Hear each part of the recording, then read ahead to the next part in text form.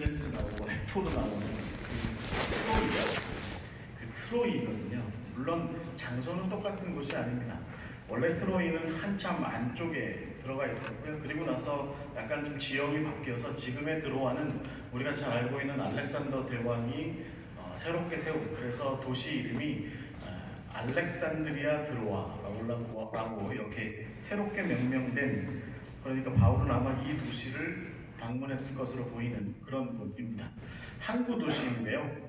지중해, 그러니까 에게 해변의 항구 도시에 위치해 있습니다. 세 번째 전도 여행을 그렇게 다 마치고 나서 마게도니아 지역을 거쳐서 이렇게 원래 그가 2차 전도 여행 때 다녔던 그 데살로니가와 또 베레와 빌립보 다 거쳐서 네아폴리 거쳐서 다시 역으로 거꾸로 해서 이 드로아에 이 바울이 와 있었던 모양입니다. 제가 여기 좀 가봤거든요. 그런데 여름에 갔어요. 그때 한국은 제가 한 3년 전에 갔었는데요. 한국은 한 35도, 40도 막 이렇게 육박할 때였습니다. 제가 이 드로아와 그 다음에 바울이 그 다음에 유럽에 처음 첫 발을 디뎠다고 얘기하는 네아폴리, 그러니까 요즘으로 얘기하면 까발라라고 하는 그리스의 도시인데 이 두 곳을 다 이렇게 가봤는데 그 양쪽 도시에서 경험했던 것이 뭐냐면 역시 살고 싶다 했습니다. 너무 좋더라고요. 특히 저녁 나절에 한 8시, 9시쯤 됐는데요. 이 해변가에 카페에 가서 앉아서 2.5유로면 카푸치노를 한 잔 마실 수 있는, 그 대한민국 서울에서는 도무지 그 가격으로 그렇게 먹을 수 없는 아주 맛있는 카푸치노를 한 잔 이렇게 마시고서 이렇게 대화를 하고 있으면, 편안한 의자에 기대고 있으면 지중해 쪽으로부터 에게 쪽으로부터 바람이 솔솔 불어옵니다. 그러면 그 바람이 아주 차지도 않고 아주 뜨겁지도 않은 그 바닷바람이, 그리고 바다 냄새도 하나도 나지 않는 아주 편안한 바람이 솔솔 불어옵니다. 그래서 두 다리를 쭉 뻗고 이렇게 기대고 있으면 제가 그때 이렇게 그쪽을 성지순례를 하고 있었으니까 하루 종일 다녔던 피로감이 살살 몰려와요. 그리고 졸리기 시작합니다. 너무 좋더라고요. 이 드로아에서도 너무 좋았고, 그리고 네아폴리라고 얘기하는 까발라에서도 그 같은 바다를 끼고 있는 그곳의 그 한밤중의 풍경이 너무 좋습니다. 제가 어저께 저희 집사람한테 내가 내일 청주 성원교회 가는데 내일 드로아에 설교할까 그랬더니 이 아줌마가 당장 하는 얘기가 뭐냐면, 그때 거기 드로아하고 네아폴리에서 그 까발라에서 마셨던 그 따뜻한 카푸치노 한 잔과 편안했던 저녁 시간, 그 저녁 9시, 8시, 9시쯤 됐을 때 그 시간이 지금도 너무 생각이 난다고, 지금도 꼭 가보고 싶다고 얘기합니다. 저희 부부가 밴쿠버에서 좀 오래 살았거든요. 그래서 제가 가끔 물어요. 그러면 까발라에서 살고 싶어, 드로아나 까발라에서 살고 싶어, 아니면 밴쿠버에서 살고 싶어? 그러면 한참 고민해요. 그래서 밴쿠버에서 살면서 여름철에는 까발라 가서 있고 싶어, 이렇게 이야기를 합니다. 그만큼 저녁 풍광이 너무 좋습니다. 너무 아름답고, 그리고 너무 편안하고, 너무 고요하고 따뜻하고, 그런 느낌의 이 장소가 바로 우리가 오늘 이야기를 하고자 하는 이 드로아입니다. 여기에서 마음 급한 사람이 하나 있었어요. 누구냐면 바울입니다. 바울은 3번에 걸친 전도여행을 다 마치고 나서 이제 그가 로마로 가야 되겠다라는 생각을 이렇게 뭔가 서원을 하면서 갱그라에서 머리도 좀 깎고 하면서 뭔가 좀 결단을 했는데, 그리고 나서 드로아에 와서 이제 사람들을 그가 전도하고 그가 이렇게 일구고, 오늘 우리가 이렇게 1대1 전도 양육하셔서 이렇게 세우신 이런 분들처럼 이렇게 세움받은 성도들이 있는 그 드로아에 가서 그 드로아의 성도들을 이렇게 만나고 보니까 자기가 지금 예루살렘에 갔다가 로마로 가면 아무리 생각해도 다시 이 사람들을 다시 만날 것 같지 않거든요. 그러니까 마음 가운데 아마 좀 조바심이 있었던 모양입니다. 그래서 열심히 그들에게 한마디라도 더, 한 구절이라도 더 예수님에 대해서, 또 교회에 대해서, 복음에 대해서, 하나님의 나라에 대해서 열심히 전했습니다. 열심히 전하다 보니까 시간이 많이 이렇게 흘러갔던 거죠. 여러분 7절 말씀을 한번 보시면 그 모습이 이렇게 기록되어 있습니다. 그 주간의 첫날에 우리가 떡을 떼려 하여 모였더니, 그러니까 교회가 모인 거죠. 그랬더니 바울이 이튿날 떠나고자 하여서, 그러니까 바울은 이제 그 밤에 드로아에서 이렇게 마지막 설교를 하고 마지막 말하자면 마지막 성경 공부를 하고 나서, 그리고 나서 이제 다음 날이면 아소로 가야 돼요. 네. 저희 선교회에서 하는 순례 프로그램이 있는데 이 드로아에서 아소까지 로마 시대의 길이 남아 있어요.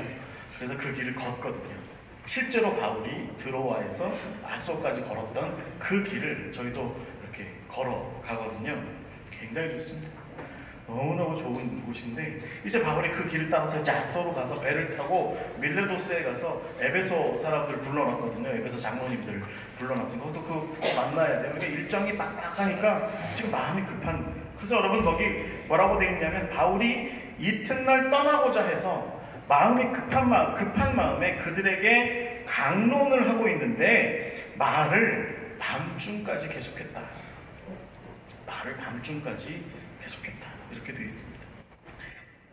제가 사실은 이 본문이 어디에 가서는 강의를 하기도 하고요, 어디에 가서는 설교를 하기도 합니다.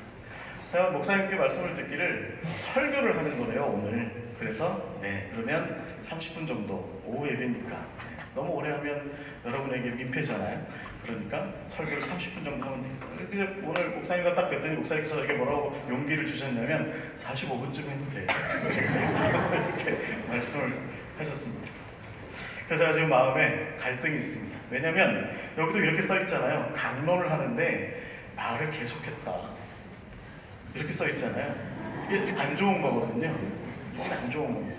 저도 마찬가지죠. 아무리 우리 박 목사님께서 저한테 좀 오래 해도 돼 라고 이렇게 말씀하셨다고 또 외부에서 온 강사가 눈치 없이 50분 하고 1시간 하고 1시간 반 하면 참 눈치 없는 행동이거든요. 그런데 저는 여러분의 지금 눈빛을 가만히 쳐다보니까 1시간 반쯤 해도 되겠다 생각을 좀 가지고 주께서 저에게 어서 하명해 주시기를 생각하고 있습니다. 여러분, 이야기의 대략이 그래요. 이게 출발의 얘기가 이런 거예요. 그러니까 바울은 지금 내일 떠나갈 거예요. 그러니까 드로아에 있는 이 성도들 다시 못 볼 것 같아요. 실제로 다시 못 봅니다. 거의 못 보게 되죠. 그래서 이 사람들에게 한마디라도 더 복음의 진리를, 예수 그리스도의 진리를 전하기 위해서 애를 쓰고 있는 겁니다. 그 마음이 어떻게 이어졌다고요? 말을 밤중까지 계속하게 했다는 거예요. 그러니까 거기 모여있는 사람들은 아마 여러분의 심정하고 똑같겠죠. 오늘 강신도 목사가 외부에서 왔다는데, 토비아 선교에서 왔다는데 한 30분 하겠지 라고 생각하셨겠지만, 저는 아마 1시간쯤 할지도 모르는 거죠. 그러니까 이제 여러분들이 무엇을 준비하셔야 되냐면 잘 준비를 하시는 거예요. 아, 그래? 그러면 자세를 바꿔야 되겠다. 팔짱을 끼고 그리고 약간 좀 몸을 좀 뒤로 빼고, 그리고 나서 편안한 자세로 눈을 지그시 감은 채로 약간 고개를 아래 방향으로 15도 정도 떨구고 나서 그 다음 전양반이 이야기하는 것을 가만히 계속 들어봐야 되겠다. 그러면 졸음이 오겠지 라고 이렇게 생각하는 거죠. 실제로 여러분, 그런 일들이 일어나고 있습니다. 여러분, 8절 말씀에 보면 성경이 이런 구절 잘 안 나와 있어요. 성경이 생각보다 과학적인 책이다라고 하는 것을 보여주는 부분이 8절 말씀에 이렇게 나와 있습니다. 혹시 본문이 나오나요? 8절 말씀에 우리 한번 여러분 성경을 갖고 계시면 한번 다 같이 읽어보겠습니다. 시작. 우리가 노인 윗다락에 등불을 많이 켰는데 라고 되어 있습니다. 윗다락이래요. 일단 다락이죠. 다락이면 약간 좀 분위기가 어떨까요? 폐쇄적인 분위기? 그럴 수도 있겠습니다. 창문은 좀 열려있지만 사람들은 많이 모여있고 약간 폐쇄적인 분위기, 등불은 많이 켜져 있어요. 그러면 뭐가 점점 없어질까요? 산소가 없어집니다. 산소가. 사람들도 숨을 쉬죠. 등불도 산소를 계속해서 타고 태우고 있죠. 그러니 점점 산소가 없어지고, 그래서 우리 인간의 뇌 속에 산소가 점점 없어지면 어떤 현상이 일어나요? 졸리는 거예요. 굉장히 과학적이죠. 그리고 성경이 굉장히 과학적인 것을 기억하시기 바랍니다. 그 중에 유두고라고 하는 청년 하나가 있었던 겁니다. 이 친구가 아마도 어머니 따라왔겠죠. 아버지 따라왔겠죠. 그 유명한 바울 선생이 와서 설교한다니까 너도 한번 가서 좀 들어봐 라고 해서 아버지 어머니 손에 잡혀 끌려서 집에서 게임하고 놀아야 되는데 잘들 끌려가지고 여기까지 온 거지. 처음에 아마 저 중간 어디 앉아있는데 뭐라고 돼 있대요? 바울이 강론할 때 말을 밤중까지 계속했대잖아요. 근데 이 친구가 견딜 수 없었겠죠. 그나마도 졸려 죽겠는데 점점 그 안에 공기가 산소는 점점 없어지고 하니까 자꾸 졸리니까 아무래도 안 되겠다 싶어서 자리에서 일어납니다. 그리고 좀 창가 쪽으로 갑니다. 창가 쪽으로 가면 제가 아까 몇 년 전에 겪었던 그 에게해의 아주 산뜻한 바람이 불어오는 거죠. 그런데 이 친구가 잘못 생각하는 거예요. 에게해의 산뜻한 바람은 머리를 일깨워주고 정신을 일깨워주는 것이 아니라 졸음을 더 오게 만드는 경향이 있거든요. 그래서 이 친구가 거기에 앉아서 걸터 앉아서 졸고 있는 거죠. 졸고 있는 거예요. 여러분, 이 친구가 좀 졸고 있어요. 그러면 이 친구의 조는 원인은 뭐예요? 여러분들이 신실한 성도시라면 하나님의 말씀에 대한 열심이 없어서 라고 이렇게 대답을 하셔야 돼요. 근데 성경은 생각보다 솔직하게 쓰여져 있습니다. 뭐라고 쓰여져 있냐면 바울이 강론할세 밤중까지 계속하네 라고 써 있습니다. 그러니까 이 유두고가 졸게 된 이유는 간단합니다. 바울이 설교를 너무 오래 했던 거죠. 자, 여러분들을 오늘 해방시켜드렸기를 바랍니다. 여러분 예배 시간에 설교 시간에 조는 것은 여러분의 잘못이 아닙니다. 설교자가 오래 해서 그런 겁니다. 이야기의 이런 모습을 한번 가만히 점점 뭔가가 사건이 발생할 것 같은 분위기로 자꾸 이렇게 흘러가고 있는 이것을 가만히 보세요. 그리고 나서는 이 친구가 깊이 졸기 시작했다. 9절에 이야기를 나눴습니다. 그리고 나서 성경은 이 누가가 기록했거든요. 이 사도행전을. 그런데 재밌어요. 그 다음에 뭐라고 얘기하냐면 그런데 눈치 없는 바울이 강론하기를 더 오래 했다. 눈치 없는 바울이 강론하기를 더 오래 했다. 그리고 나서 그 다음에 뭐라고 써있냐면 이 청년 유두고가 결국에 졸음을 이기지 못해서 떨어져 죽었대요. 여러분 설교를 오래 하면 중간에 논리는 좀 다 빼놓고 이렇게 논리를 연결할 수 있어요. 설교를 오래 하면 사람이 죽을 수도 있다. 제가 오늘 몇 분 좀 돌아가시게 할 요량입니다.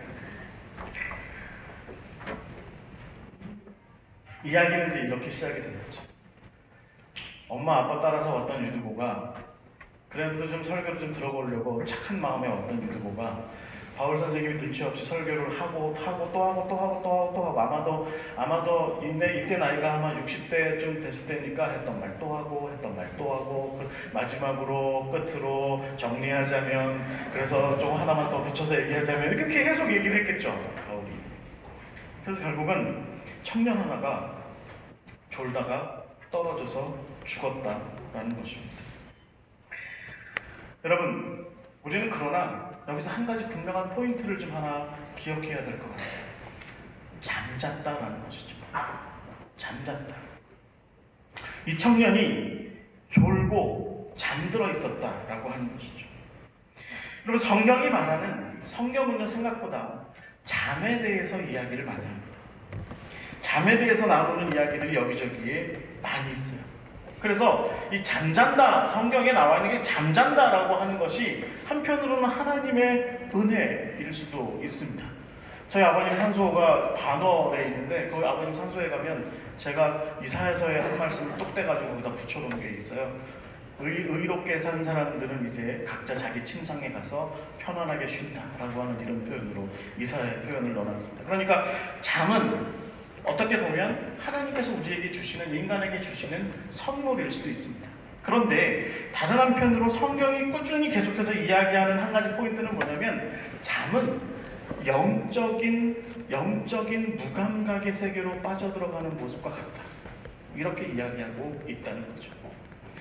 여러분, 1년여에 걸쳐서 방주 생활을 마치고 나온 노아와 일가족이 농사를 짓기 시작했습니다. 그래서 포도를 키웠어요. 그래서 포도를 잘 키워가지고 포도송이를 따가지고 그걸로 포도주를 만들어가지고 노아가 그것을 마셨습니다. 그리고 나서 잠들어 있었어요. 그 때문에 결국은 삼형제 중에 함이 그것 때문에 아버지의 하체를 이렇게 잘못 다루게 되는 그런 잘못을 범하게 되죠. 노아의 잠자고 있었던 모습은 분명 영적인 무감각의 모습이었습니다. 여러분, 또 어떤 사람이 잠들어 있었나요? 대표적인 사람이 누구냐면 요나입니다.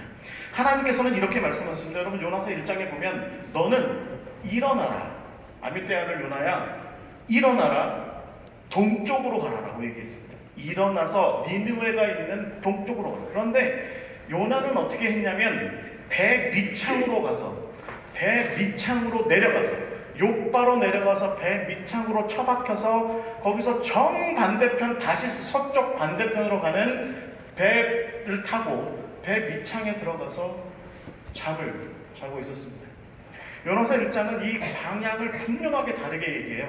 일어나서 동쪽 니느웨로 가라 이렇게 얘기했지만 요나는 어떻게 했냐면 욥바로 내려가서 배 밑창으로 처박혀서 서쪽 끝에 있는 다시스로 가는데 그냥 간 게 아니라 하나님의 말씀을 들은 자로서, 예언자로서, 선지자로서 깨어 있었던 것이 아니라 잠자는 채로 다시스로 가고 있었던 것이죠. 여러분, 또 잠잤던 사람들이 어디에 나오나요? 겟세마나에 가보시면 거기 잠자던 사람들이 있었습니다. 예수님께서 제자들 데리고 아주 수제자라고 얘기할 만한 친구들을 데리고 겟세마나에 가셔서 마지막 밤에 기도하셨죠. 그럴 때 기도할 때 제자들이 어떻게 했나요? 육신의 피곤함을 이기지 못해서 잠들었습니다. 그럴 때 예수님께서 뭐라고 말씀하세요? 너희들이 한시라도 나와 깨어 있을 수 없더냐 라고 이렇게 말씀하시잖아요. 한시라도 나와 좀 깨어서 같이 기도할 수 없더냐? 다음 또 오니까 또 자고 있어야 돼서 예수님께서 마지막에 말씀하시죠. 마음은 머리인데 육신이 참 약한 게 그게 문제다 라고 이렇게 말씀하시죠. 성경이 분명하게 우리에게 가르쳐주는 바는 뭐냐면 잠자는 모습입니다.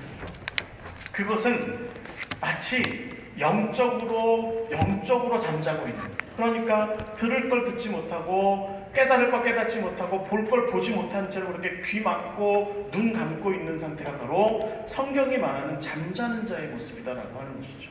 왜 누가가 이 유두보에 대해서 이렇게 표현했을까요? 아무리 바울이 설교를 지리하게 오래 계속해서 그렇게 참 듣기 어렵게 만들 정도로 그렇게 설교 상황을 이끌어갔다 할지라도 유두보의 잠자는 모습은 하나님의 말씀이 선포되는 것과 정반대의 모습으로서의 그 선포되는 한복판에서 잠자고 있는 모습은 앞서 우리가 봤던 노아의 모습, 요나의 모습 혹은 예수님의 제자들의 모습에서도 볼 수 있었던 그런 영적으로 잠자고 있는, 영적으로 죽어있는 것 같은, 영적으로 무감각해져 있는 것 같은 그런 모습을 이야기하고 있다라고 하는 것이죠. 여러분, 성경에 영적으로 무감각한 자의 모습을 또 다른 표현으로 이야기하는 게 하나 더 있습니다. 그게 뭐냐면 문둥병입니다. 여러분, 예수님께서 고치신 병들을 가만히 보세요. 예수님께서 감기 환자 고쳤다고 나와 있나요? 아니면 무슨 췌장암 환자만 주로 특정적으로 고치셨다 이렇게 나와 있나요? 예수님께서 고치신 병을 보면 대부분이 어떻게 됐습니까? 귀머거리, 장님, 또 안진뱅, 걷지 못하는 사람, 또 마비된 사람, 더 나아가서 문둥병자를 고치시는 모습을 보여주세요. 문둥병이 어떤 병입니까? 우리가 보통 요즘은 한센시 병이라고 얘기하는 이 병의 특징이 뭐냐면 그게 필립 얀시라고 하시는 분이 썼던 그 고통이라는 선물이라는 책에 보면 이렇게 나와 있습니다. 이 얀시 선생님이 의사 선생님이거든요. 인도에 의료 선교를 갔어요. 인도에 가면 문둥병자들만 우리나라 저기 소록도처럼 이 한센시병 걸린 사람들만 모아놓고 사는 그 마을이 있어요. 그 마을 사람들은 어떤 일을 주로 하고 사냐면 뜨거운 불에 들어가 있는 감자를 꺼내는 일이나 고구마를 꺼내는 이런 걸 해요. 왜요? 한센시병은 감각이 없거든요. 그러니까 그런 걸 대신 꺼내줘. 뜨거운 걸 그냥 덥석 잡아서 꺼내줘. 이래요. 그래서 이 얀시 선생님이랑 다른 의사들이랑 그 마을 입구를 이제 어떤 진료를 하기 위해서 들어가고 있는데 그 마을에 문둥병 걸린 청년 하나가 뛰어나와서 막 춤을 추면서 이 선생님 일행을 맞이합니다. 노래를 부르면서. 그런데 잠시 후에 그렇게 막 너무 열심히 춤을 추다가 발목이 잘려나가요. 그래서 하얀 뼈가 드러납니다.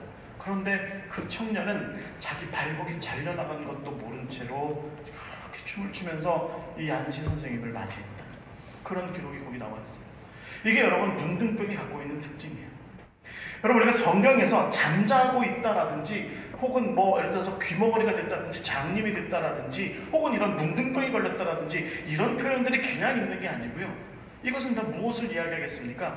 하나님의 말씀에 대한, 하나님의 진리에 대한, 예수 그리스도의 진리 되심에 대한 무감각을 이야기하는 것입니다. 지금 우리가 유두고에게서 지켜봐야 하는 것은 물론 이야기의 정황상 바울 선생님이 설교를 그렇게 오래 했으니까 이 사람이 이렇게 2000년이 이렇게 됐지라고 이야기할 만한 정황이 충분히 있음에도 불구하고 우리는 영적으로 바라봐야 됩니다. 그렇게 표면적으로 보이는 것만 봐서 안 돼요.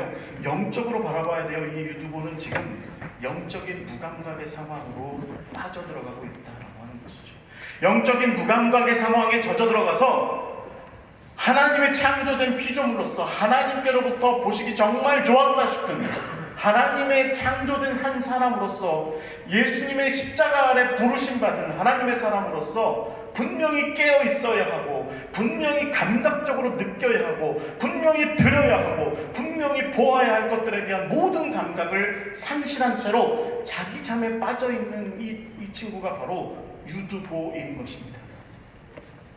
지금 누가는 그 모습을 주목하고 있는 거죠. 이 잠자고 있는 모습을 주목하고 있는 겁니다. 사랑하는 서문교회 성도 여러분, 특별히 다음 세대를 가르치시는 선생님 여러분, 우리가 가르치는 자로서 우리가 누군가에게 복음을 증거해야 되는 사람들로서 어떤 눈을 가져야 될까요? 잠자는 자의 모습을 볼 줄 알아야 돼요. 우리 다음 세대가 영적으로, 신앙적으로 하나님을 믿는 믿음에 관하여서 예수 그리스도의 복음에 대하여서 십자가에 대하여서 잠자는 자의 모습을 하고 있다라고 하는 것을 분명히 알아야 합니다. 그 문제의식 가운데로부터 우리의 사역이 시작되는 겁니다. 하나님의 세상 피조물들에 대한 인간사에 대한 문제의식 속에서 예수 그리스도께서 우리에게 오셨던 것처럼 우리도 역시 우리가 가르쳐야 될 다음 세대가 갖고 있는 이 영적 무감각의 문제에 대하여서 분명히 인식할 수 있어야 합니다. 제주도에 제 후배 하나가 교목을 하고 있습니다. 제주도에 학교가 굉장히 많은데 교목을 두고 있는 학교는 여기가 하나예요. 그래서 여러분 제주도에 가셔서 제주도 교목 한번 나와봐! 라고 얘기하면 딱 한 명 나와요. 제 후배입니다. 이순길 목사님이라고. 지지난주에 저희가 제주도 갔었거든요. 여기서 목사님이 저한테 뭐라고 말씀하셨냐면 점점 심각해져 가는 것 같습니다. 이 다음 세대가 이게 단순히 예수님에 대한 무감각 이런 것을 떠나서 점점 영적인 것 자체에 대한 종교적인 것 자체에 대한 무감각으로 자꾸 그렇게 몰려가고 있습니다. 라고 이렇게 이야기하고 있는 겁니다. 지금 중고등학생들 예수님을 믿습니다라고 얘기하는 친구들이 3% 정도 된다고. 보통들 그렇게 누가 그렇게 주로 많이 얘기하시냐면 교목단에서 얘기 그렇게 많이 합니다. 교목 선생님들께서. 여러분, 지금 우리는 분명히 바라봐야 되는 한 가지 포인트가 뭐냐면 유두고와 같은 친구들이 우리 다음 세대에 넘쳐나고 있다는 것이죠. 무엇보다 그것이 우리 집의 손자, 손녀는 안 그러겠지. 걔네들 오늘 아침부터 교회 왔는데? 라고 생각하신다면 오산입니다. 우리 집 자녀들은 그렇지 않겠지. 우리 집 조카 녀석들은 그렇지 않겠지라고 생각하시면 그게 잘못된 생각입니다. 저희 집에도 유두고 같은 놈이 있습니다. 제가 아무리 봐도 저건 분명히 유두고입니다. 곧 떨어져 죽을 것 같아요. 우리가 그 마음을 품을 수 있어야 된다라는 것이죠. 여러분, 우리가 가르치는 자로서 출발선을 하나 좀 분명하게 잘 설정할 필요가 있습니다. 우리가 어디서부터 출발해서 가르침의 사역을 이제부터 한 해 동안 달려갈 길로서의 경주를 이렇게 열심히 해야 될까요? 바로 영적인 무감각, 예수님에 대한 무감각, 하나님에 대한 무감각, 하나님의 나라에 대한 무감각, 신앙 공동체에 대한, 교회에 대한 무감각, 이 무감각에 빠져있는 유도와 같은 이 모습으로부터 우리가 가르침의 사역, 그 문제의식으로부터 가르침의 사역을 시작해야 할 줄 믿습니다. 그 다음에 이제 우리가 바울의 그 다음 모습들을 좀 지켜볼 필요가 있습니다. 바울이 어떤 행동을 하고 있습니까? 여러분, 그 10절 말씀을 함께 좀 읽어보겠습니다. 다 같이 시작. 바울이 내려가서 그 위에 엎드려 그 몸을 안고 말하되 떠들지 말라. 생명이 그에게 있다. 바울이 열심히 설교를 하다가 보니까 물론 이 장관은 약간 좀 그 역사적으로도 또 기독교가 갖고 있는 여러 가지 바울에 대한 이야기를 봐서도 약간 좀 고집부통인 경향이 좀 있습니다. 대머리인데다가 약간 좀 옴니였을 것 같아요.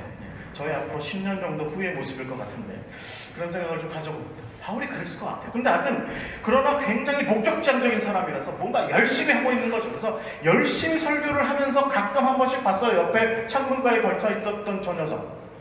이름은 잘 모르겠는데 그 녀석. 근데 한참 이쪽 편을 보고 한 1분 정도 설교를 하다가 봤는데 없어졌어요. 없어졌어요. 바울은 즉시로 설교를 멈췄습니다. 그리고 나서 창문가로 뛰어가서 쳐다봤습니다. 밑에 유두고가 떨어져서 죽은 것처럼 널브러져 있는 겁니다. 바울은 당장 내려갔습니다. 바울은 당장 내려갔습니다. 중요한 것은 이것일 것 같아요. 여러분, 우리 다음 세대가 죽어 있는 것 같은 그런 영적으로 무감각해 있는 그런 모습, 그렇게 잠자고 있는 모습, 때로는 그렇게 해서 그러다 결국에는 영적으로 완전히 죽은 것 같은 그런 모습으로 그렇게 널브러져 있는 것을 보게 될 때 우리는 어떤 마음을 품게 되나요? 우리가 보통 이런 생각을 하죠. 다음 주에 그래도 볼 수 있을 거야. 오늘 제가 저렇게 죽어 있어서 오늘 교회 못 나왔어도 다음 주에는 볼 수 있을 거야. 다음 주에 꼭 살아서 보자. 그게 우리의 마음. 그런데 바울은 지금 우리에게 그렇게 가르치잖아요. 바울은 그렇게 열심히 말씀을 증거하다가 성경을 덮어버려요. 그리고 그 청년이 떨어져 죽어 있는 그 자리로 뛰어 내려갔습니다. 여러분, 이 마음이 우리한테 필요할 것 같아요. 제사장이, 레위인이 그 강도 만난 사람이 있는 그 옆을 스쳐 지나가잖아요. 그런데 그 사람들의 문제는 뭐였습니까? 그들이 원래 가던 길로부터 비껴나가지 않은 거죠. 그들이 원래 행하던 행보로부터 비껴나가지 않은 겁니다. 우리가 원래 하던 방식의 그 길로부터 비껴나가지 않은 채로 옆에 분명히 유두고처럼 그렇게 나가 있는 다음 세대가 그렇게 옆에 보이는데도 불구하고 우리가 내려서지 않는 모습이 바로 우리의 제사장과 같은 레위인과 같은 그런 모습인 것이죠. 저게 분명히 우리 집의 아들 녀석인데 저게 분명히 우리 집의 손주인데 그럼에도 불구하고 우리는 내려서지 않습니다. 그냥 나 하나 천국 가면 되겠지라는 생각인 것 같아요. 바울은 우리에게 그것을 가르치지 않습니다. 선한 사마리아인처럼 그 길을 내려서라. 그렇게 트랙다운을 해서 벗어나서 그가 원래 가던 길로부터 벗어나서 강도 만난 사람이 널브러져 있는 그 자리로 가서 그 사람의 필요를 채워줘야 하는 것이 바로 우리가 하나님께로부터 예수님께로부터 사명받은 그것이죠. 바울도 지금 그렇게 하고 있습니다. 그가 내려가서 그 위에 엎드려서 그가 어떻게 된 건지 가만히 지금 들어봐요. 숨소리를 들어보는 것 같아요. 그런데 이렇게 들어보다가 바울이 지금 이렇게 하는 거죠. 가만히 듣고 있다가 고개를 뗀 다음에 떠들지 마시고 좀 떠들지 마세요. 죽었는 사람인지 모르겠잖아. 떠들지 말라. 주변 사람들이 아마 지금 시끄럽게 떠들고 있었던 모양이에요. 여러분, 세상이 그런 것 같아요. 세상은 우리가 잘 되는 것에 대해서는 관심 없습니다. 우리가 좋은 대학 가고 우리가 좋은 직장에 들어가고 우리가 좋은 연봉 받게 되고 좋은 사람 만나서 결혼하게 되고 아들 딸 잘 낳게 되고 그리고 손주 손녀도 잘 보게 되고 그런 거 사람들이 관심 있어하나요? 여러분, 남이 그러는 거 관심 있으세요? 어떻게 보면 우리는 못된 기질이 있어가지고요. 우리는 이런 거에 관심 있어요.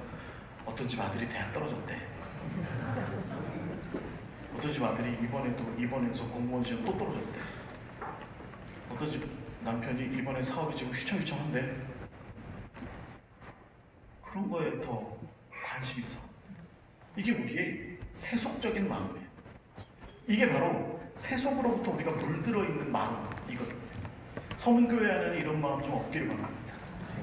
여러분, 뉴욕타임즈가 이런 조사를 한번 해봤답니다.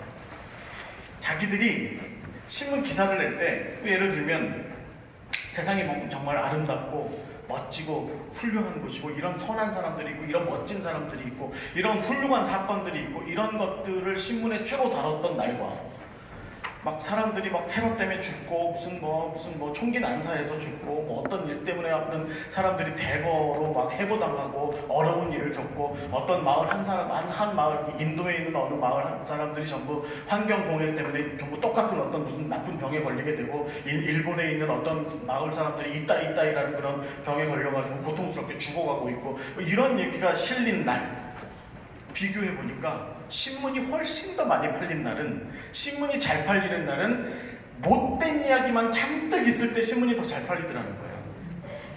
그래서 그 편집인이 그랬대요. 기자들한테 못된 기사만 좀 많이 갖고 오라. 세상이 좀 잘못 돌아가고 있다는 것만 좀 많이 갖고 오라. 그래야 우리 신문이 좀 더 많이 팔린다. 지금 유두고한테도 지금 그런 모습이 있는 거죠. 유두고가 졸다가 떨어졌거든요. 그러니까 사람들이 와서 이야기하는 거예요. 얘 왜 이렇게 된 거야? 글쎄, 설교 중에 졸았대. 졸기만 했어? 떨어졌어? 죽었대. 그런 이야기를 하기 바쁜 거죠. 한 영혼이 죽었다. 한 영혼이 지금 죽은 것 같이 널브러져 있다라고 하는 것에 대한 관심은 없어요. 왜 그랬는지.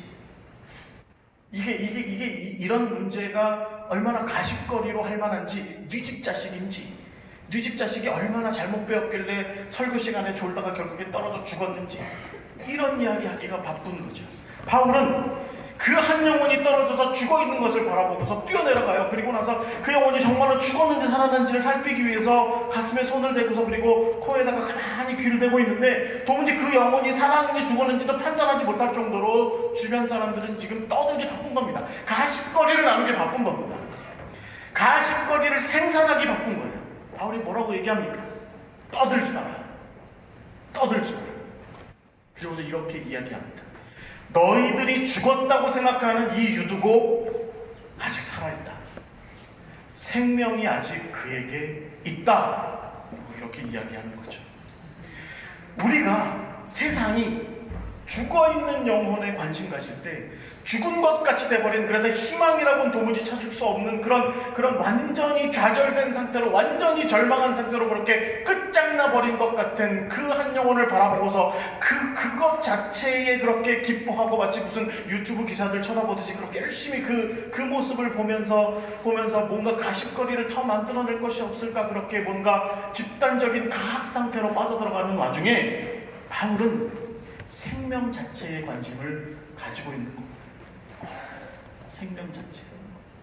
이것이 바로 바울이 우리에게 가르쳐주는 다음 세대, 잠자는 것 같은 다음 세대에 대해서 우리가 어떤 마음을 품어야 되는지에 대한 교훈인 것이죠.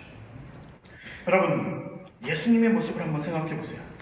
예수님께서 유다 지역에, 예루살렘과 유다 지역을 돌아다니셨어요. 그리고서 당신이 하나님의 아들이신 것을 막 이렇게 얘기하니까 그 동네 사람들이 예수님을 막 이제 이게 신성 모독하는 거라고 예수님을 죽여야 되겠다라고 막 예수님을 쫓아다니기 시작했어요. 그래서 제자들과 예수님이 황급히 이 유다 지경으로 내려오셨습니다. 그리고 이제 원래 사시던 갈릴리 쪽으로 돌아가시려고 하고 있는데 그때 소식이 들려와요.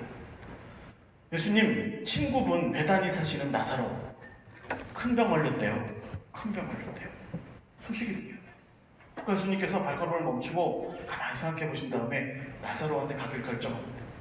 가봤더니 죽었어요. 그 나사로의 그 자매가 와서 얘기합니다. 마르다와 마리아가 예수님이 계셨더라면, 당신이 계셨더라면 죽지 않았을 텐데.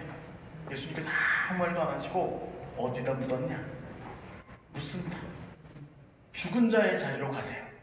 그리고 나서 그 문 앞에 서요. 그러다 또 그 마리아가 옆에 와서 얘기합니다. 예수님 이미 죽은 지 며칠 지났습니다. 지금 아마 썩고 있을 겁니다.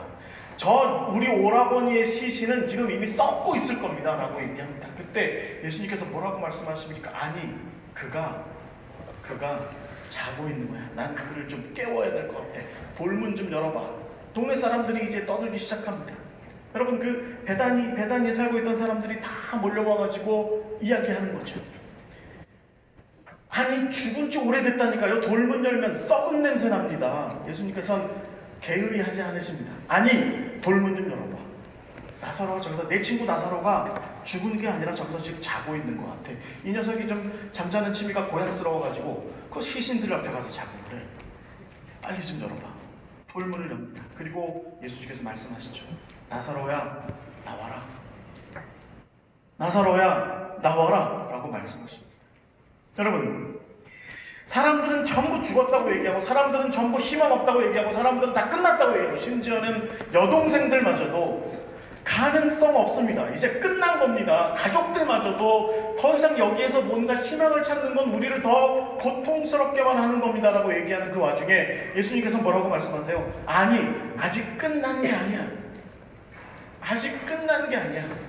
너희 오라버니, 너희들이 사랑하던 그 나사로는 아직 끝난 게 아니야. 무엇보다 내가 사랑하는 나사로는 그렇게 끝나지 않아 라고 말씀하시고, 나사로에게, 죽은 자인 나사로에게, 이미 귀도 닫았고 눈도 닫았을 것 같은 그런 나사로에게 나와라 라고 이렇게 말씀하고 계시는 거죠. 그때 나사로가 일어나서 나오는 겁니다.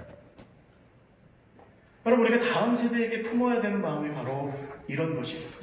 이런 것입니다.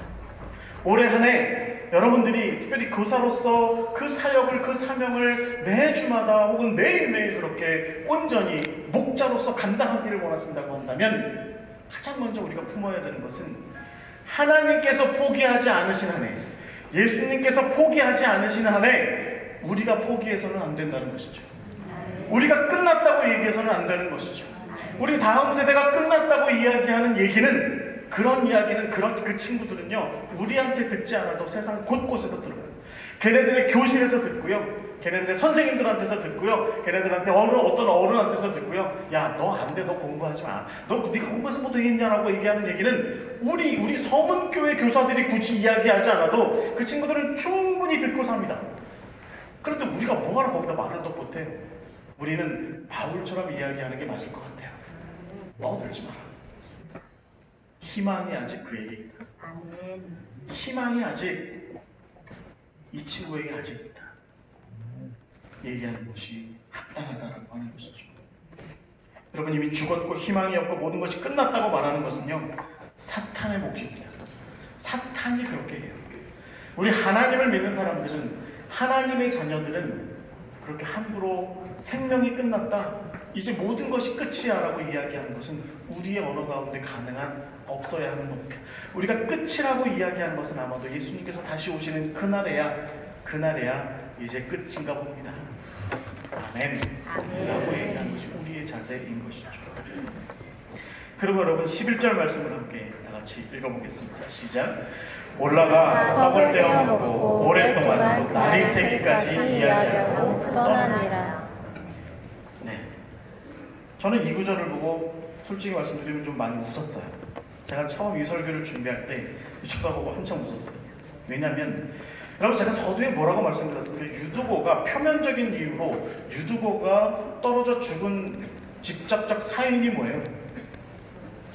바울의 기나긴 설교였죠. 근데 지금 바울이 데리고 올라가서 뭐 합니까? 날이 새기까지 얘기했대요. 그럼 여러분, 여기서 바울이 무슨 얘기했을까요? 네가 좋아하는 가수는 누구야? 너 좋아하는 영화는 뭐야? 너 맛있는 거 좋아하는 거 뭐야? 이런 거 물어봤을까요? 그렇지 않았을 것 같아요. 바울이 여기서 한 건 뭐냐면 이랬겠죠. 어디까지 들었니? 너 떨어져 죽기 전에 네가 마지막으로 기억하는 나의 말이 뭐야? 그러니까 유두고가 대답했겠죠. 제가 기억하는 건 아벨, 가인, 내가 창세기 얘기할 때 죽었어? 너 요한계시록까지 언제 갈래? 그러니까 결국은 날이 새도록 얘기한 겁니다. 졸던 놈 깨워가지고, 졸다가 죽은 놈 깨워가지고 데리고 올라와서 일단 먹이고, 그리고 나서 취하는 태도가 뭐예요? 밤새도록 얘기했대요. 밤새도록. 이 바울이 무슨 가학성 무슨 증세가 있는 거 아니고서는 이렇게 할 수 없는 거죠. 근데 여러분, 이것이 바로 바울의 열정인 것입니다. 이것이 바로 바울의 열정이에요. 바울은 순서를 밟습니다. 데리고 죽어있던 자리로부터 끄집어 올려서 데리고 올라옵니다. 그리고 나서 떡을 뗐대요. 여러분, 성경을 읽어 내려갈 때 떡을 뗐다라는 표현은 그냥 읽으시면 안 됩니다. 떡은 그냥 인절미를 뗀 것도 아니고 백설기를 뗀 것도 아니고 절편을 뜯은 것도 아니에요. 이 떡은 예수님의 살을 뗐다는 의미입니다. 무슨 얘기겠습니까? 유두고가 하나님의 백성된 예수 그리스도의 십자가의 공동체에 된 그곳으로부터 떨어져 나갔으니까 다시 그를 회복시키되 온전히 회복시키기를 어떻게 한 거예요? 그가 그리스도의 성찬의 자리를 함께 할 수 있을 만큼의 모습이 되기까지 회복시킨 겁니다. 그리고 나서 그로 하여금 예수 그리스도의 살과 피를 나눌 수 있는 그 자리로 이끌어 드린 거죠. 그래서 주의 몸된 공동체의 일원으로 다시 회복시킨 것을 의미하는 겁니다. 그리고 나서 어디까지 가요? 그리고 나서 거기서 끝난 게 아니라 그렇게 성찬식 하고 그렇게 주의 살과 피를 나누고 그렇게 예배하고 그렇게 서로 교제하고 그래 잘했어 수고했어 집에 잘 가 한 게 아니라 바울은 다시 앉혀놓고 다른 사람들은 다 집에 갔을지 모르지만 유두고는 다시 앉혀놓고 너 어디까지 들었어? 지금부터 너만 성경 공부 다시 1:1 제자 양육 다시 하는 거죠. 이게 바로 바울의 모습인 겁니다. 여러분, 오늘 한국교회가 지탄받습니다. 왜 지탄받을까요? 여러 가지 모습 때문에 지탄받아요. 그런데 저는 이 모습 때문에 지탄받는 게 분명히 있다고 말씀드리고 싶어요. 만일에 여러분 한번 이렇게 한번 생각해 보세요. 여러분이 여기가 직지대로인가요? 여기가 주소가 직지대로던데 맞나요? 이 앞에 도로가 꽤 넓은 도로가 하나 있는데 그 도로 중앙선 한복판에 여러분 서문교회 다니는 꼬마 5살짜리 꼬마아이가 그 한복판에 서가지고 울고 있어요. 그러면 여러분들이 다 서문교회 다니시는데 여러분이 서문교회 선생님들이고 서문교회 집사님이고 장로님이고 권사님이시고 목사님들이신데 그 아이가 거기 그 한복판에 그러고 있으면 여러분은 어떻게 하실 거예요? 이렇게 하실까요? 얘야! 거기 위험해! 꼭 나와야 된다! 살아서 보자! 그러시면 하실 거예요? 그러면 안 되죠. 어떻게든지 차를 좀 막아서라도 그 한복판에 가서 그 아이를 들쳐갖고 나와야죠. 다 그러실 거죠? 바울처럼 그렇게 하셔야죠. 유두고를 그렇게 살린 것처럼. 근데 여러분 데리고 왔어요. 그리고 나서 이쪽 여기 슈퍼마켓 앞에까지 왔어요. 그래서 아이를 이렇게 먼지를 떨어주고 그리고 나서 애가 놀래있을 것 같으니까 주머니에 있던 나 당뇨 때문에 들고 다니던 사탕 꺼내가지고 이렇게 먹여주면서 이거라도 좀 먹어라. 정신 좀 차려라. 그러고서 너 집이 어디야? 어디라고? 어디? 대전? 잘 가라. 이렇게 하실 겁니까? 그게 합당해요? 살려놨으면 그 아이가 더욱더 안전해질 때까지 인도하는 것이 마지막까지 인도하는 것이 어른의 몫이죠.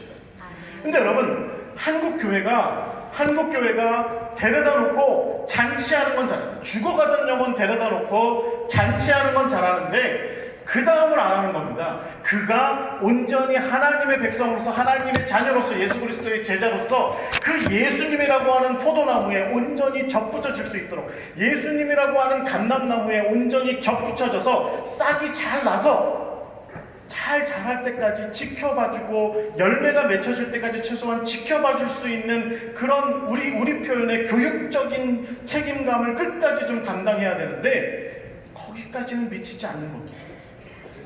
한국교회가 늘 여기서 실패하는 거예요. 이른양 초청잔치 잔뜩 해놓고 사람들 불러다 놓고 그렇게 잔치는 잔뜩 하지만 그렇지만 그 친구들이 그 사람들이 그 영혼들이 다시 10차선대로 한복판으로 다시 나가도록 하는 것에 대해서는 무방비인 것이 바로 우리의 모습인 것이죠. 여러분 바울이 우리에게 가르쳐주는 건 뭡니까? 죽어가던 영혼 죽은 것 같은 한 영혼을 깨워서 살려서 공동체 가운데로 교회 한복판으로 살리는 자리로서 이 서문교회 가운데로 데리고 왔으면 그랬으면 그가 다시는 저 죽을 자리 다시는 저 죽음의 자리로 나아가지 않도록 다시는 저 세상 한복판으로 나가지 않도록 그 심령이 굳건해질 때까지 그 심령이 온전해질 때까지 성경의 표현대로 장성한 분량이 될 때까지 지켜주고 북돋아주고 가르쳐주고 먹여주고 힘주고 하는 그런 일들을 다 하는 것이 바로 우리의 마땅한 도리이고 바울이 우리에게 가르쳐주는 것이죠. 여러분 여기에 교회의 가르침의 사명이 있습니다. 여러분 가운데 누가 자녀가 막 태어났는데 그 아이가 태어나자마자 5살 얼마나 좋을까요? 그죠? 기저귀도 안 갈아도 되고 젖도 안 먹여도 되고 지가 알아서 걸어다니고 얼마나 좋아요. 네? 5살. 그 다음날 눈 떠봤더니 20살. 이야. 근데 고등학교 다 졸업했대 지가. 얼마나 좋아요. 그 다음날 다시 눈 떴더니 웬 놈 하나 데리고 왔어. 자기 결혼한대. 얼마나 좋을까요? 그런데 생명이라는 게 그래요. 여러분 자식을 그렇게 키우셨나요? 그렇지 않죠. 여러분 가운데 자녀를 키우셨다면, 여러분들이 누군가의 자녀시라면 우리가 그렇게 크지 않았고 우리 역시 우리의 자녀들을 그렇게 키우지 않았다는 것을 우리가 몸소 알고 있습니다. 그런데 우리는 어째서 우리 교회의 다음 세대는 지가 알아서 클 요량으로 그렇게 팽개쳐두고 내버려두고 알아서 하겠거니 하고 그렇게 두는 것입니까? 바울의 마음을 가져야 됩니다. 바울의 마음을 가져야 돼요. 살려왔으면 날이 새기까지 그가 그 마음 가운데 예수 그리스도가 심겨지고 그가 그 마음 가운데 온전히 하나님의 나라에 대한 비전으로 가득 차서 하나님 보시기에 굳건하게 잘 자란, 다윗과 같이 그렇게 잘 자란 멋진 모습이 될 때까지는 지켜주고 북돋아주고 가르쳐주고 세워주는 그 일이 우리가 마땅히 진득하게 믿음 가지고 신뢰 가지고 희망 가지고 해야 할 본분이다라고 하는 것이죠. 우리 서문교회가 2020년에 이런 바울과 같은 끝까지 교육적인 책임을 잘 감당하는 주의 사역자들이 정말 샘솟듯이 새벽의 슬처럼 일어나기를 주의 이름으로 간절히 축원합니다. 사역 여러분들 다 졸지 않으셔서 제가 이렇게 앞에서 보니까 조시는 분이 안 계셔서 제가 한 30분 더 할 거거든요. 자, 이제 우리는 마지막 구절에 왔습니다. 12절 말씀을 함께 다 같이 공독하겠습니다. 시작. 사람들이 살아난 청년을 데리고 가서 적지 않게 의뢰를 받았더라. 아멘. 여러분, 하나님의 복음에 대해서, 예수님에 대해서, 예수 그리스도의 십자가에 대하여서, 하나님의 나라에 대하여서 무감각하여 죽은 것 같던 한 청년이 변화했습니다. 그는 더 이상 잠자는 자가 아니고 그는 더 이상 죽은 자가 아닙니다. 그는 영적으로 무감각한 자가 더 이상 아닙니다. 그는 이제 변화했습니다. 그는 뻑하면 예배 시간에 졸고 앉아있고, 뻑하면 예배 시간에 딴짓하고 앉아있고, 뻑하면 예배 시간에 딴 생각이나 하고 앉아있던 우리의 근심거리가 더 이상 아닌 것이죠. 저게 커서 예수님 믿는 사람은커녕 사람은 될까? 사람은 될까? 그런 생각 충분히 가질만 했던 그 친구가 변화했어요. 그래서 오늘 본문 말씀에 뭐라고 기록되어 있습니까? 그 살아난 청년을 데리고 가서 위로받았대요, 사람들이. 걱정을 끼치던 청년 유두고가 졸고 앉아있느라고, 그래서 제가 진짜 사람답게 살기나 할까라고 하는 그런 걱정이나 끼치던 그 청년 유두고가 이제는 사람들에게 위로를 전하는, 위로의 은혜를 전하는 그런 하나님의 온전한 사람이 이렇게 되었다라고 하는 거죠. 여러분, 우리는 이 변화를 추구하는 사람들입니다. 예수님께서 물이 포도주로 바뀌게 하셨죠. 이런 질적인 변화의 모습이 있어요.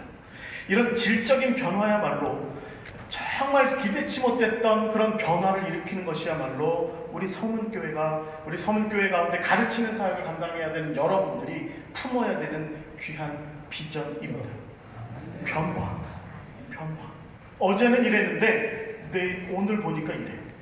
어제까지 이랬는데 오늘 우리가 말씀 함께 나누고 났더니 이렇게 변했어. 우리가 함께 기도했더니, 우리가 함께 예배했더니, 우리가 함께 말씀 나눴더니, 우리가 함께 찬양했더니 이런 모습으로 변화했어 라고 하는 그런 변화를 기대하고 그 변화를 실질적으로 목도하여서 그뿐만 아니라 우리도 역시 그로 인하여서 위로를 받게 되는 그 놀라움이 바로 우리가 한 청년에 대해서 바라봐야 되는, 다음 세대에 대해서 바라봐야 하는 비전인 것이죠.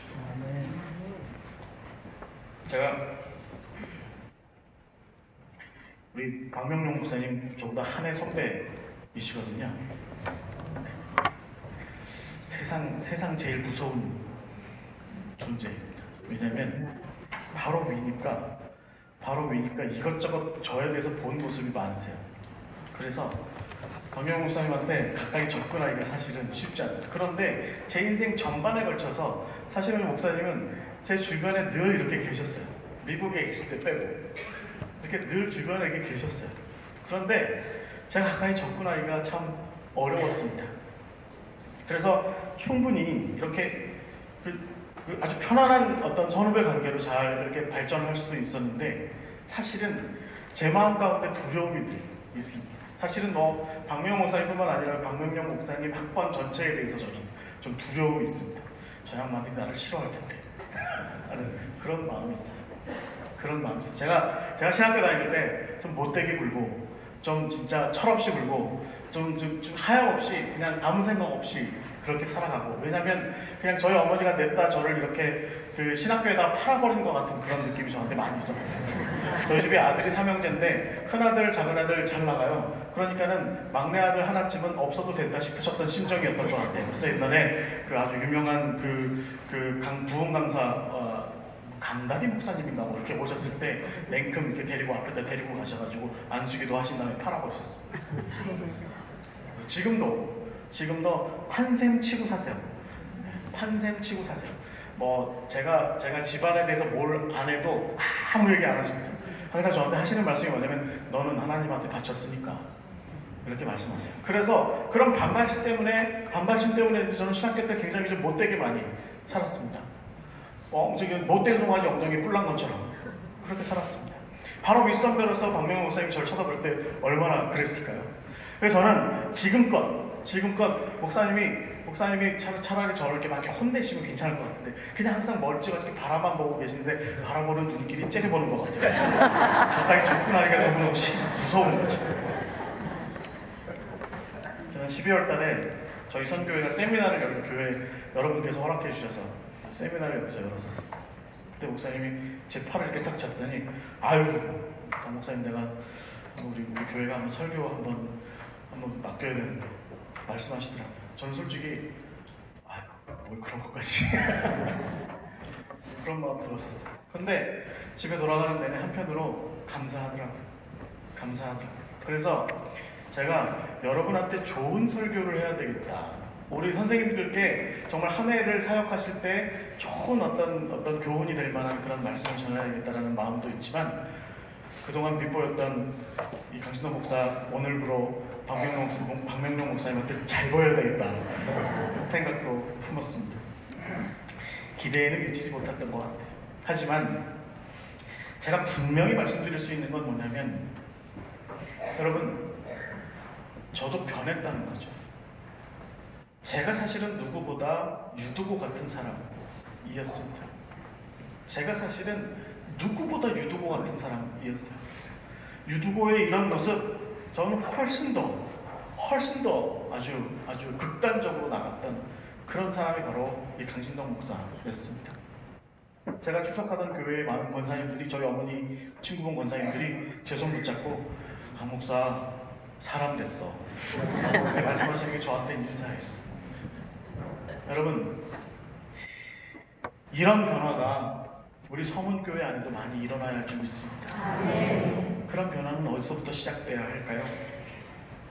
아마도 죽은 것 같은 모습을 보는 것부터 시작할 것 같아요. 죽은 자의 모습, 잠자는 그렇게 영적으로 무감각해져 있는 그 모습을 보는 것부터 시작할 것 같아요. 그래서 그 죽어져 있는 그 영혼, 그 잠자는 것 같은 그 영혼을 끌어안고 예수의 이름으로 일으켜 세우는 것부터 시작될 것 같아요. 그리고 나서 그를 데리고 와서 공동체 가운데로 함께 회복시키고 함께 말씀을 나누는 가운데 말씀 가운데에서 그가 굳건하여지기를 위해서 수고를 아끼지 않는 그런 일들을 통해서 변화가 가능하게 되리라 믿습니다. 하나님의 은혜는 우리에게 어느 날 갑작스럽게 임하기도 합니다. 그것이 우리가 경험한 간증할 만한 여러 가지 인생의 경험들이죠. 하지만 그런 놀라운 이야기들은 그렇게 자주 나타나지 않습니다. 오히려 우리에게 자주 나타나는 것은요, 우리 같은 사람들한테 희망을 품는 것입니다. 그리고 우리 같은 사람들이 똑같은 우리 같은 사람들한테 절망하지 않고 꾸준히 계속해서 말씀 가운데 교제하는 가운데, 그런 가운데 변화가 일어납니다. 우리 서문교회 가운데 가르침을 통하여서, 신실한 가르침을 통하여서, 책임있게 신실한 가르침을 통하여서 변화한 다음 세대가, 일어난 다음 세대가, 깨어난 다음 세대가 새벽 이슬처럼 일어났다는 소식을 제가 먼저 서울에서 듣게 되기를 주의 이름으로 간절히 축원합니다. 같이 기도하겠습니다. 하나님 감사합니다. 주님께서 우리에게 귀한 은혜의 시간 허락하여 주셨습니다. 이 시간 통하여서 우리가 결단하게 하여 주시옵소서. 무엇보다 다음 세대를 향한 귀한 결단의 마음 허락하여 주시옵소서. 주님, 우리 서문교회에 주께서 정말 지극히 사랑하시는 다음 세대 한 영혼 한 영혼들을 우리가 바라보게 하시고, 그들의 잠자는 것 같은 모습을 바라보게 하시고, 그들을 일깨우는 일을 위해서 헌신하게 하시고, 그들을 온전한 하나님의 사랑으로 바르게 서는 날까지 최선을 다하여서 가르치는 사역에 책임을 다할 수 있도록 주여 우리를 이끌어 주시고 인도하여 주시고 우리를 지켜 주시옵소서. 주님께서 이 모든 가르침의 사역에 늘 함께 하시고 동행하시는 가운데 우리에게도 넘치는 은혜를 허락하여 주실 줄 믿습니다. 예수 그리스도의 이름으로 기도하옵나이다. 아멘. 감사합니다. 이 말씀 잘 소개도